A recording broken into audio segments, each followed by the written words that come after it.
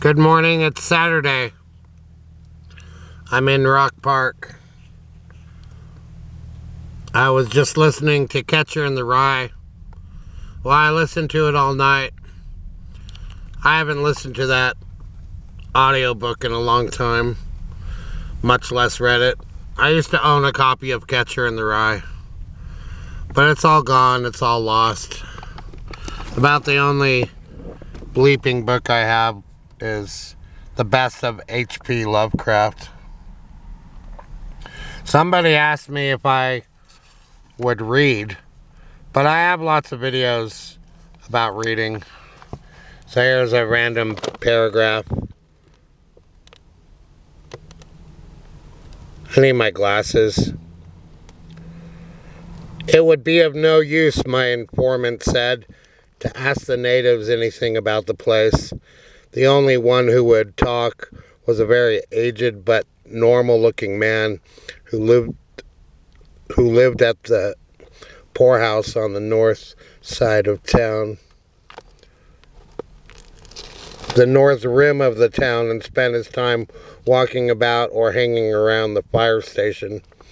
This hoary character, Zardak Allen, was 96 years old and somewhat touched in the head. Besides being the town drunkard, he was a strange, furtive creature who constantly looked over his shoulder as if afraid of something, and when sober could not be persuaded to talk at all with strangers. He was, however, unable to resist any of any offer of his favorite person, and once drunk would furnish the most astonishing fragments of whispered reminiscence. I can't read without my glasses anymore. That's a shame. I'll have to read that paragraph again. It would be of no use, my informant said, to ask the natives anything about the place. The only one who would talk was a very aged but normal-looking man who lived at the poorhouse on the north rim of the town and spent his time walking about or lounging around the fire station.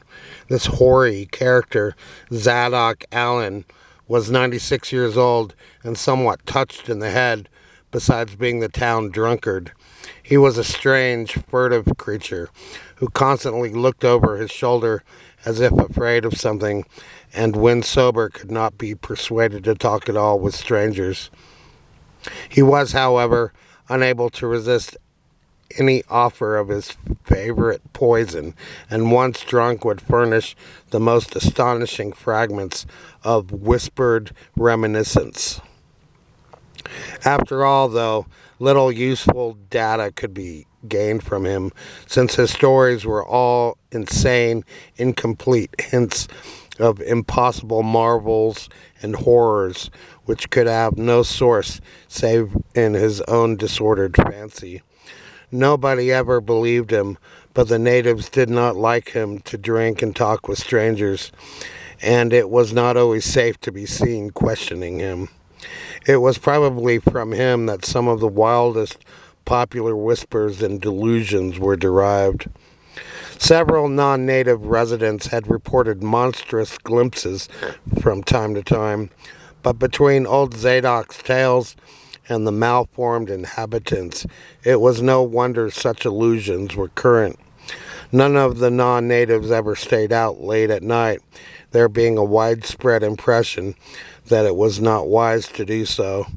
Besides, the streets were loathsomely dark. As for business, the abundance of fish was certainly almost uncanny, but the natives were taking less and less advantage of it. Moreover, prices were falling and competition was growing. Of course, the town's real business was the refinery, whose commercial office was on the square, only a few doors east of where we stood. Old Man Marsh was never seen, but sometimes went to the works in a closed, curtained car. That's from The Shadow over Innsmouth.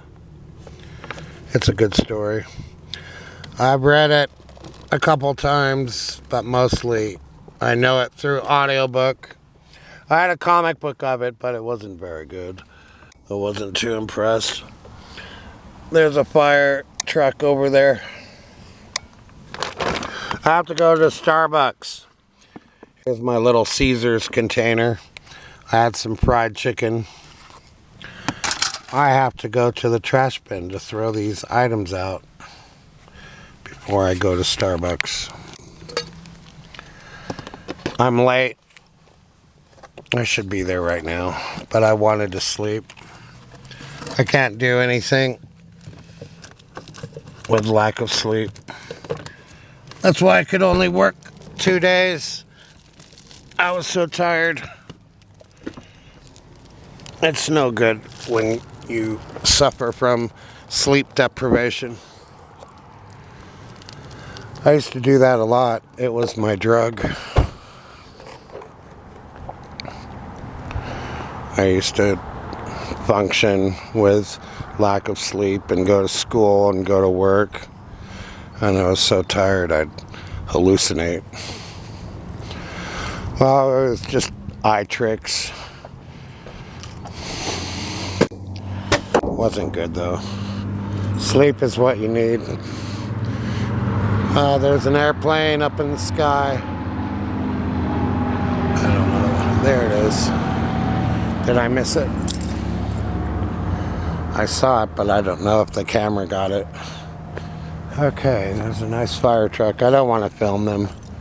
I don't want to be some kind of creep filming fire trucks if they don't want me to do it. Okay. I'm impressed with these young guys who have been on the computer since they were 8 years old, and they just kind of figure things out way better than an old guy like me can. So I still have a little ways to go with Catcher in the Rye. It's a disturbing book. I just finished the part where he visits one of his old teachers who is drinking and smoking, and Holden Caulfield is asleep, and the teacher pats him on the head and is holding his hand or something. And Holden Caulfield freaks out. It's a disturbing book. I don't know why they make every high school kid read it.